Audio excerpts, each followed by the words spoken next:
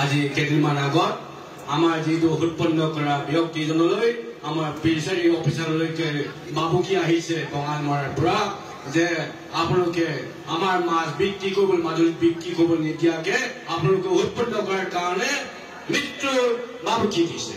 মই তেখেতসকলক কৈছো এই মৃত্যু বাবুকি আমি কোনো ভয় নাই আৰু আমাৰ নিজৰ কাম আমি নিজে কৰি যাম আৰু আমাৰ মাজুলীৰ ল'ৰা ছোৱালীক আমি সংস্থাপন কৰিবৰ কাৰণে যিটো পথত যাব লাগে আমি যামে আৰু এইধৰণে আমাৰ ল'ৰা ছোৱালীক সংস্থাপন কৰিমেই।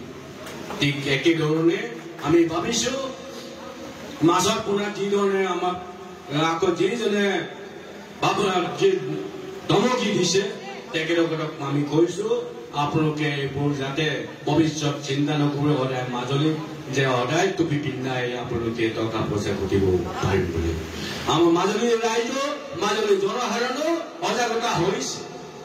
এয়ে মই ভাবো আজি আৰু আমি চিন্তা কৰিছো কাৰণ মাজুলীৰ ল'ৰা ছোৱালীক কেনেদৰে সংস্থান কৰিব পাৰিম এইটো দিনে ৰাতিয়ে মই চিন্তা কৰিছো আৰু আমি প্ৰশাসনৰ লগত আলোচনা কৰি আছো প্ৰত্যেকটো যে আলোচনা কৰি আছো।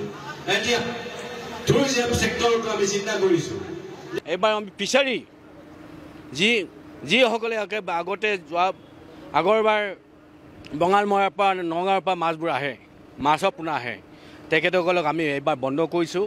আমি ইয়াতে প্ৰডাকশ্যন কৰিছোঁ এইবাৰ 5 কোটি মাছ প্ৰডাকশ্যন কৰিছোঁ।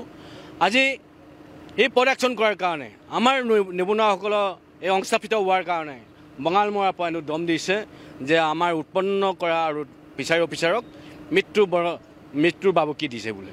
তেখেতসকলক মৃত্যু বাবুকি দিয়া যিসকলে মৃত্যু বাবুকি দিছে তেখেতসকলকে মই সতৰ্ক হৈ থাকিবলৈ কৈছোঁ।